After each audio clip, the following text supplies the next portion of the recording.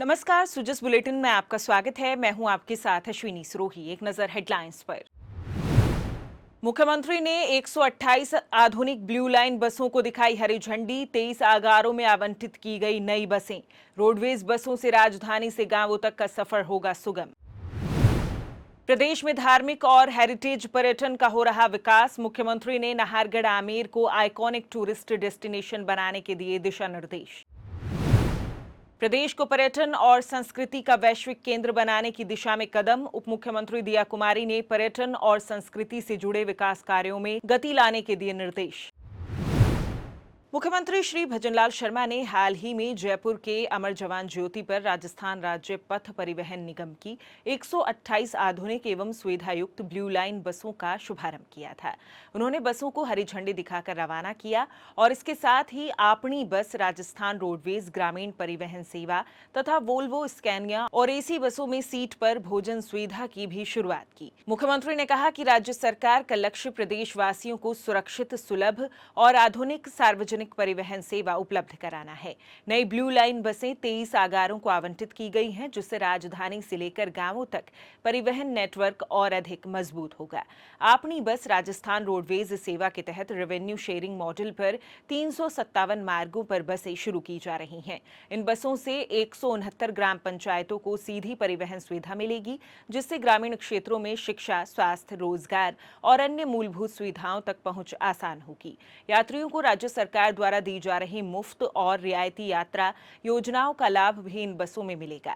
राज्य सरकार ने नवाचार करते हुए वोल्वो स्कैनिया और एसी बसों में रेल और हवाई यात्रा की तर्ज पर केटरिंग सुविधा भी शुरू की है। अब यात्री अपनी सीट पर ही सुबह, दोपहर और शाम की मेन्यू के अनुसार भोजन प्राप्त कर सकेंगे। कार्यक्रम के दौरान मुख्यमंत्री ने नई बसों का अवलोकन किया और निगम की आधुनिक सेवाओं की जानकारी ली। प्रदेश सरकार मुख्यमंत्री श्री भजनलाल शर्मा के नेतृत्व में बजट घोषणाओं को धरातल पर उतार रही है। पर्यटन को बढ़ावा देने और धार्मिक स्थलों के जीर्णोद्धार के लिए वित्त विभाग ने 22 करोड़ 93 लाख रुपए की स्वीकृति दी है।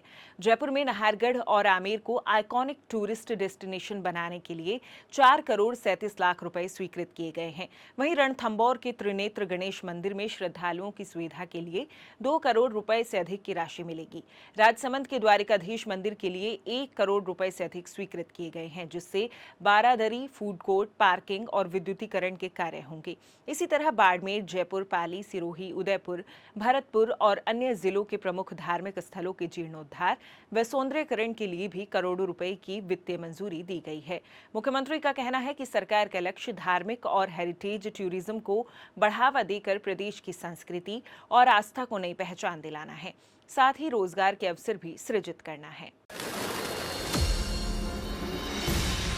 राजस्थान अनूठी कल्पनाओं का वो झरोखा, जिसमें है अनेक रूप और अनगिनत मनोरम प्रतिबिंब। भव्य किलों और इतिहास की गलियों तक ले जाते महलों का राजस्थान, वैभवशाली हवेलियों और खूबसूरत ढाणियों का राजस्थान, जीवनदायी जलाशयों, झीलों और बांधों का राजस्थान। इसी कड़ी में उप मुख्यमंत्री एवं पर्यटन मंत्री दिया कुमारी की अध्यक्षता में हाल ही में पर्यटन विभाग और कला, साहित्य एवं संस्कृति विभाग की समीक्षा बैठक हुई। ऐप पर्यटन केंद्र, बावरी restoration, war museum, Govind Dev ji मंदिर विकास, शेखावटी हवेलियों का संरक्षण, रोपवे, हो बस सेवा, स्काई डाइविंग, खाटू श्याम जी, जयपुर में concert area, Malasari, tribal circuit, Amer विकास, जेके और शिल्पग्राम जैसे विभिन्न विकास कार्यों और परियोजनाओं पर विस्तार से चर्चा की गई।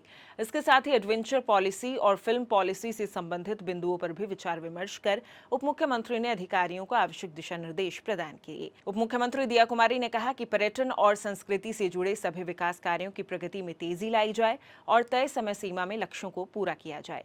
उन्होंने अधिकारियों को निर्देश दिए कि सभी योजनाओं को प्राथमिकता के आधार पर आगे बढ़ाया जाए, ताकि राजस्थान पर्यटन और संस्कृति के क्षेत्र में देश व विदेश में और अधिक पहचान बना सके।